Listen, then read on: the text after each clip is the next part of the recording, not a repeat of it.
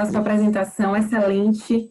Gostei bastante. Confesso que eletrofisiologia é um desafio para a enfermagem, acho que para a radiologia deve ser também, porque às vezes a gente se atrapalha com tantos catéteres, né, tantas arritmias, e essa parte também da ablação de FA é muito interessante. Eu acho que é uma coisa que veio para ficar e vem evoluindo cada vez mais, com a crioablação também, né, que é uma possibilidade de tratamento mais segura, mais rápida. A gente ainda tem as barreiras com relação às fontes pagadoras, mas é um procedimento também que faz parte aí dos avanços tecnológicos da eletrofisiologia. Muito bacana aí sua explanação, achei fantástica. Pena que algumas pessoas não puderam entrar, até tirei foto de algumas telas aí, porque eu achei muito legal as imagens utilizadas, muito bacana.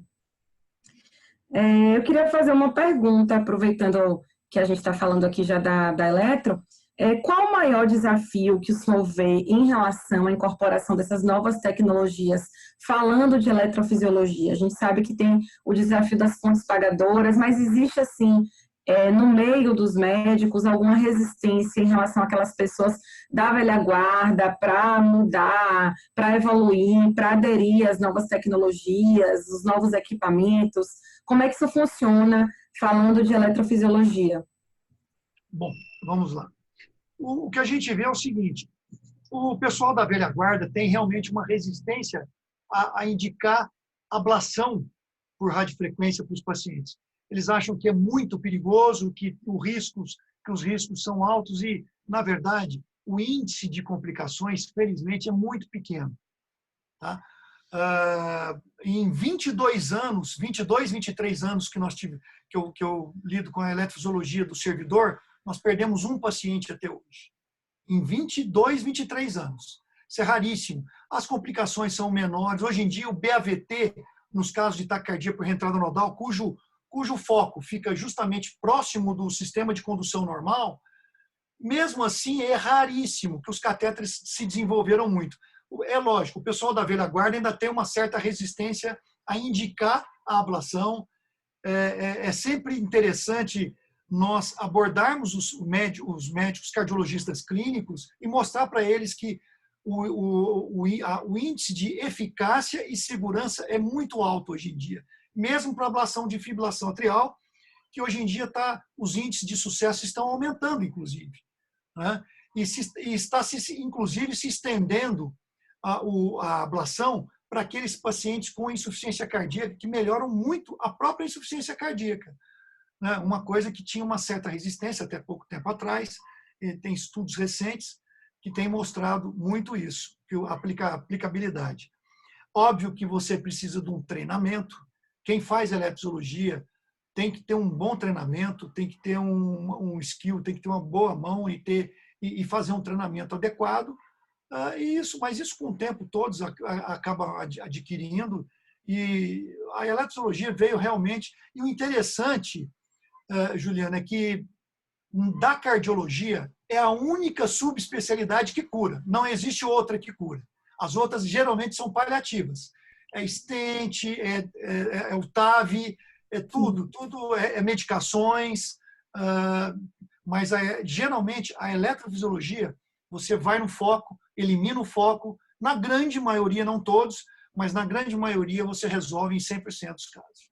Alguns precisam voltar, né, fazer uma segunda ablação, acontece, mas eu acho que com o avanço das novas tecnologias é justamente isso, cada vez mais chance de cura, como o senhor falou.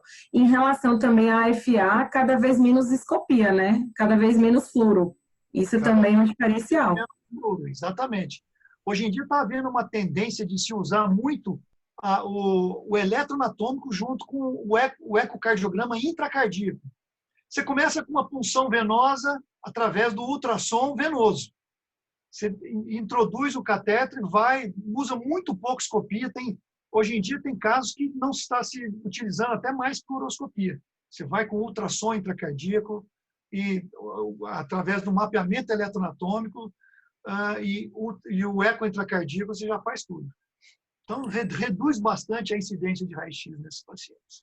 Bacana. A gente agradece. É bom para todo mundo, bom para o paciente também, né? Que está ali recebendo toda a radiação. Fernanda, eu queria te perguntar, aproveitando aí que você abordou sobre TAV, TAV é um procedimento que veio para ficar, a gente vê a ampliação das indicações e cada vez mais os centros aderindo a essa nova tecnologia, os médicos se especializando, a cirurgia cardíaca aí também querendo entrar no meio da hemodinâmica. Para você, qual foi o maior desafio na implantação desse procedimento? Não sei se você chegou a participar da implantação, mas quando você assumiu a gestão, como é que foi para você? Qual o maior desafio da equipe multi e também da enfermagem na organização do procedimento de TAV? Então, nessa nova etapa, sim, eu participei da implantação anterior, mas o movimento que eu vivo hoje, como os maiores desafios é justamente dar conta de tantas coisas, tantos detalhes, né, de tantas pessoas de diversas áreas envolvidas nesse procedimento para que na hora haja um sincronismo, né, tanto de contato com empresas, aquisição desses materiais, a questão do treinamento da nossa equipe, os técnicos também de raio-x que estão ali junto e são também muito treinados e muito craques nessa ajuda, né, de toda a parte do comando e de desenvolvimento de imagens, a própria empresa que tem que estar do nosso lado, então um bom contato com esses especialistas ali, e internamente no hospital, assim como estava se falando aí da questão da não aceitação, né, a questão meio de paradigmas cirúrgicos, né, a gente também enfrenta isso nas outras unidades fora da hemodinâmica, de médicos mais conservadores, equipes dentro da unidade coronariana, dentro da enfermaria, que também precisam estar preparados e entendedores aí de todo o processo que ocorreu na sala e o que eles precisam conduzir após, né? Então, para mim, eu acho que, assim, também vejo que foi um procedimento que veio para ficar e graças a Deus que veio, né? Porque o benefício para a população está sendo muito grande. Porém, o desafio é cada vez mais uma riqueza de itens e um guarda-chuva aí de possibilidades que precisam ser vistos pelo gestor no sentido de garantir o sucesso desse procedimento.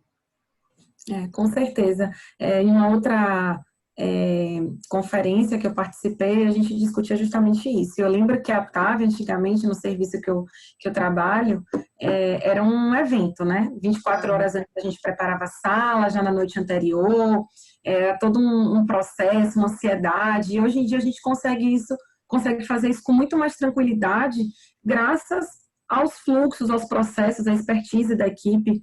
Então, hoje a gente trata, entre aspas, como se fosse uma angioplastia. A gente já não coloca a SEC em sala, a cirurgia cardíaca fica em stand-by, mas a gente não tem todo aquele aparato, né, aquela estrutura que a gente necessitava. Então, a evolução das tecnologias, das próteses, dos procedimentos, vem também para ajudar a equipe multi. A radiologia, a enfermagem, a gente consegue hoje fazer, né, de forma mais tranquila, claro, respeitando todos os protocolos, fazendo checklists, porque a gente sabe que são muitos materiais e a gente tem que ter tudo na mão, preparado, porque são pacientes potencialmente graves, pacientes já com muitas comorbidades, então a gente não pode deixar nada escapar ali no momento do procedimento.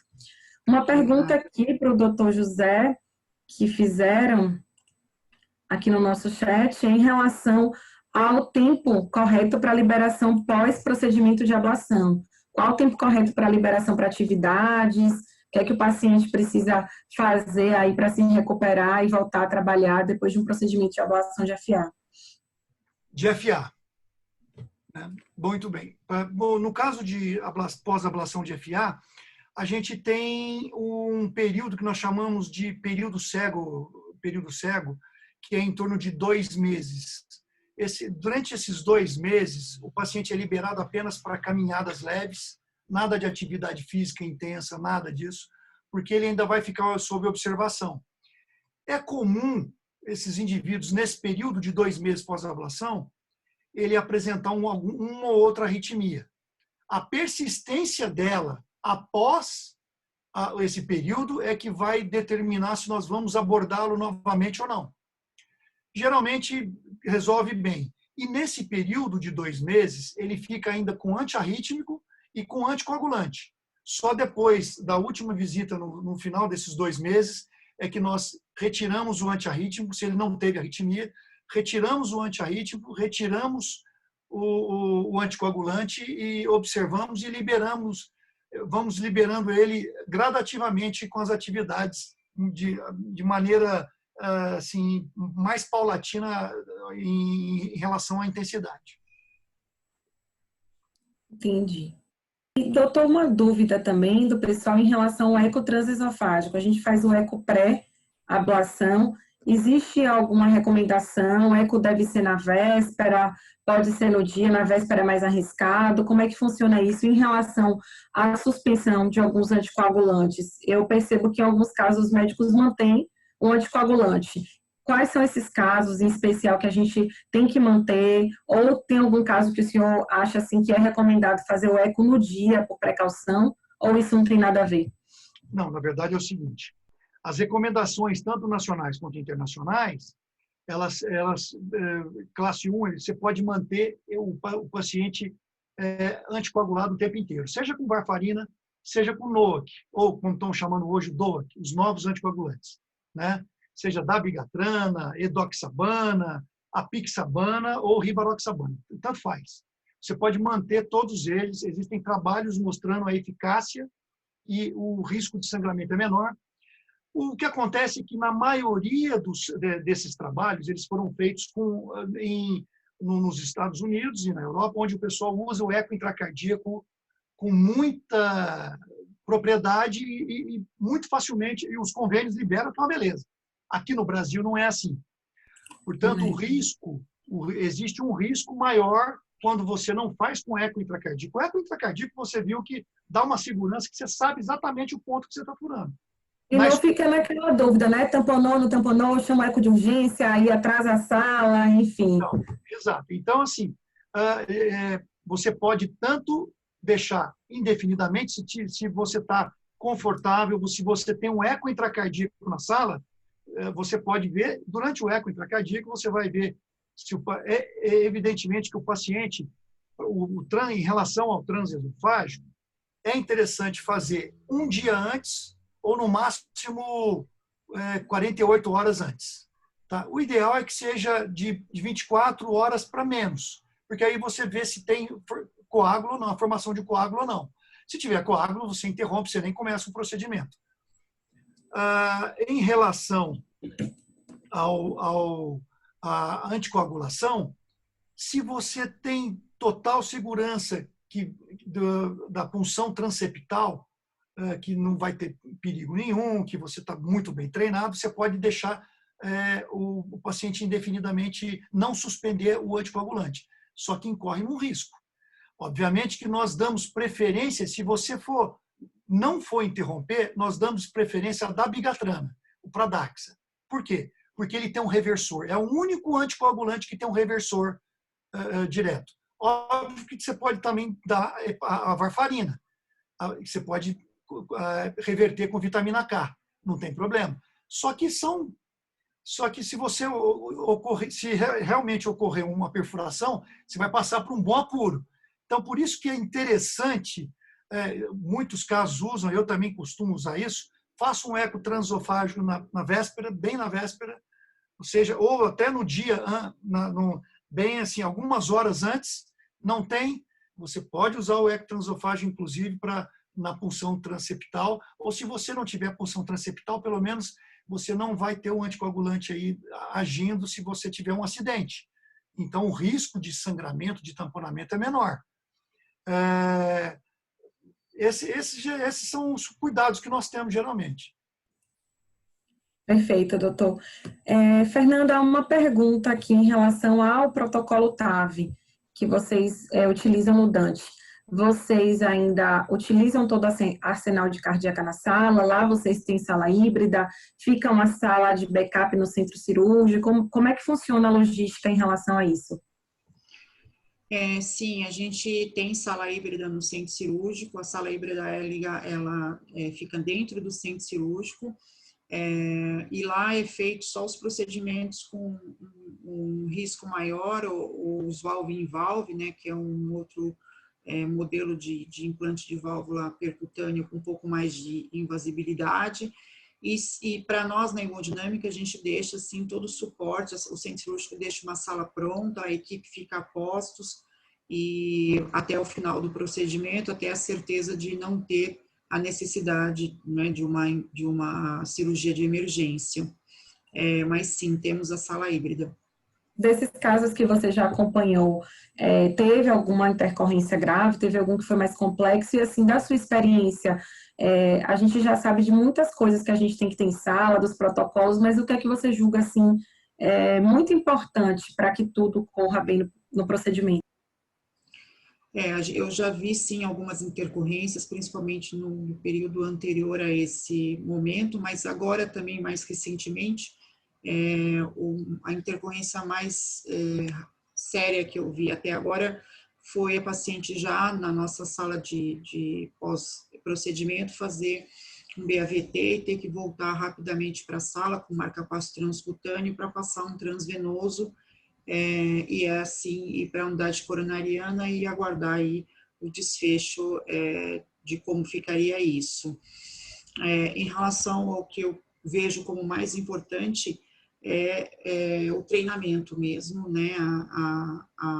Tanto no caso do gestor, de ter esse olhar bem amplo em relação a toda essas providências materiais, treinamento e organização, mas também o treinamento da equipe que atua nesse procedimento, no sentido de reconhecer material, de saber atuar com situações de urgência e emergência, né, de conhecer todas as etapas do procedimento para garantir, né, a ajuda necessária para que ele se desenvolva, e a habilidade, claro, do condutor, a experiência é fundamental, né? Não tem como fazer um procedimento desse sem que o médico condutor, aí, o médico principal, seja totalmente experiente e seguro, né, do que está fazendo. Eu não sei se vocês praticam lá a rotina do Heart-Team, e a gente faz a reunião do time lá no hospital, então isso é um grande diferencial para mim, porque dá uma segurança a toda a equipe, desde o médico, ao enfermeiro, ao ecocardiografista, anestesista, hemodinamicista, cirurgia cardíaca, todos assistem uma apresentação feita pela hemodinamicista que vai executar o procedimento, então ele mostra toda a história do paciente, desde comorbidades até acessos, planejamento, a válvula a ser utilizada. Então, a gente já entra no procedimento com o nosso plano de voo, né? Isso é apresentado para a equipe também no dia, então a gente já sabe que a gente vai precisar, de repente, de equipamento especial, de algum material de backup. Isso fez um diferencial muito grande, a gente aprendeu com o tempo, né? Com a experiência, com as intercorrências, e eu vi esse modelo em outra instituição que eu fui visitar, e eu achei bem bacana, porque isso dá uma segurança para a gente e a gente consegue se preparar melhor. Então, eu já tive intercorrência de ter que fazer uma cirurgia aberta em sala de hemodinâmica, no meu serviço não tem sala híbrida, e assim, foi catastrófico, a gente conseguiu fazer rapidamente lá, drenar, né, o tamponamento e tal, mas assim, a paciente foi a óbito já na UTI, a gente sabia que era bem difícil de reverter o quadro, mas existem coisas que a gente pode fazer, que a gente pode se preparar melhor, de repente conseguir, né, reverter a situação, encaminhar para o centro cirúrgico se for o caso. Então, com as experiências é que a gente vai aprendendo e aperfeiçoando a nossa prática. Foi bem legal as duas apresentações, parabéns ao Dr. José Marcos, a Fernanda. Eu adorei a apresentação do Dr. José Marcos, porque para mim a eletrofisiologia até hoje é um bicho de 7 cabeças às vezes, então eu meio que fujo. Eu me escondo. Aí tem um médico que trabalha comigo que ele falou: Ju, vamos fazer uma live, que a gente tem a página, né? Eu vou aproveitar aqui, viu, Lu, espaço, enfermeiros.hemodinâmica, é uma página no Instagram que a gente criou assim de forma bem informal e está crescendo bastante, a gente tem feito lives, e aí O doutor Alex Guabiru falou, Ju, vamos fazer uma live para Ah, é o Guabiru? O desmistificar. Guabiru que está com você? Manda um grande abraço para ele, viu? Vou mandar. Doutor Alex Guabiru, doutor Luiz Magalhães, doutora Jussara, todos lá comigo. Todos amigos. Pois é, e aí vamos desmistificar isso, que é tudo fácil, é tudo simples. Tá bom. Decapolar, quadripolar, meu Deus, eu fico doida.